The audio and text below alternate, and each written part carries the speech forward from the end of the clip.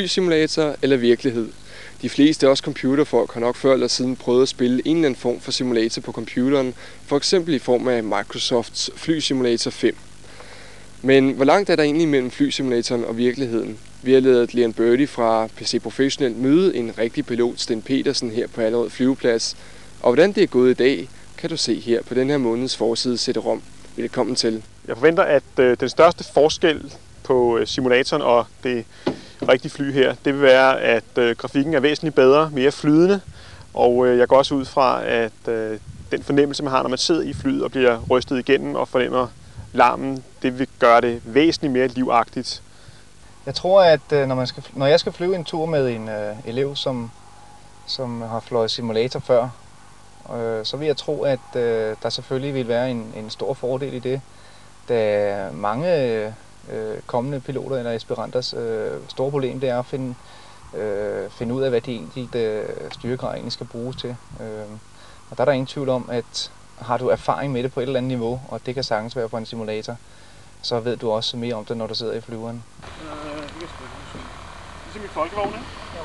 Ja. Ja. Hvor har vi drejet henne?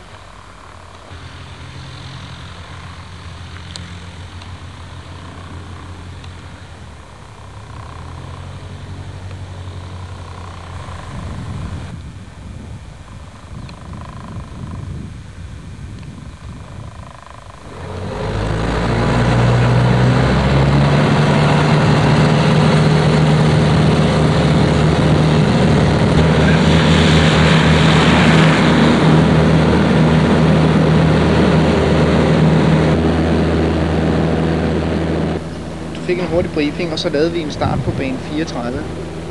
Så lavede vi fløj op til Nora, og der satte vi frekvensen ind, og vi fandt ud af, om det var den rigtige frekvens, vi havde valgt ved hjælp af morsekoden, og så fløj vi ind mod den, og det gjorde vi så, mens vi steg op til 2500 fod. Og det fanger du jo også hurtigt, fordi du har prøvet det før, går jeg ud fra. Så lavede vi nogle drej, og der kunne du sagtens mærke, at det ikke var det samme som simulatoren. Ja. Det var svært at holde højden, ikke? Og det er svært at holde højden og krængningen, der er det nemmere på simulatoren, der er den mindre følsom. Ja. Så lavede vi en enkelt unormal flyvestilling som manøvre.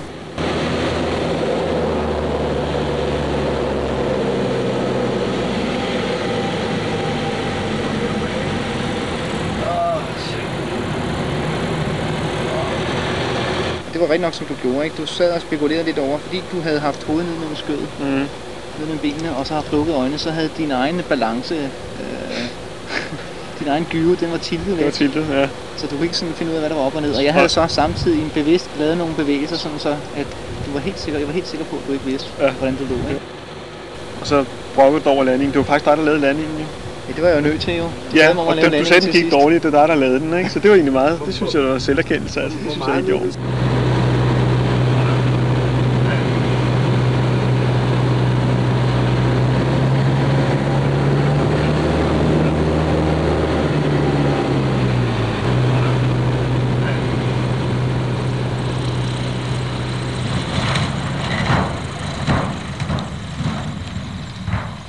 Den største forskel på simulatoren og på det rigtige fly, det er helt klart, som jeg også påpegede før jeg tog ud at flyve, det er de der fysiske påvirkninger.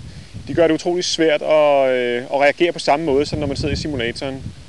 Det er selvfølgelig betydeligt sjovere at flyve i virkeligheden.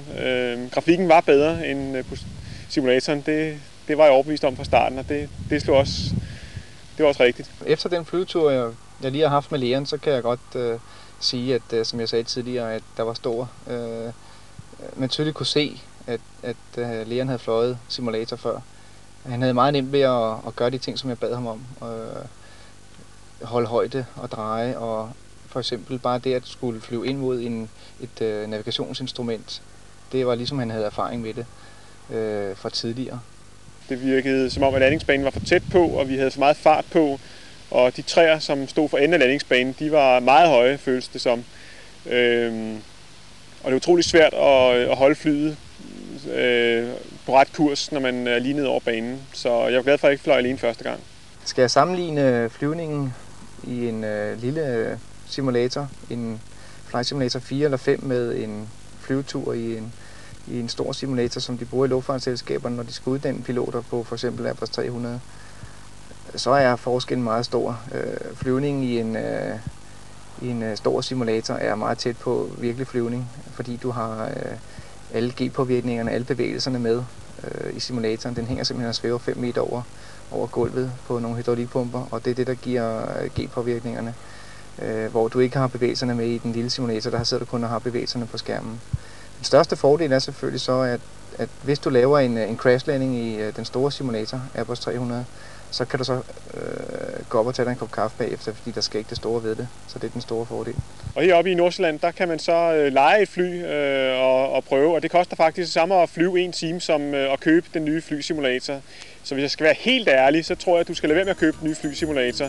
Selvom jeg skrev det i min artikel. Tag ud og få en prøvetime. Det er alle pengene værd.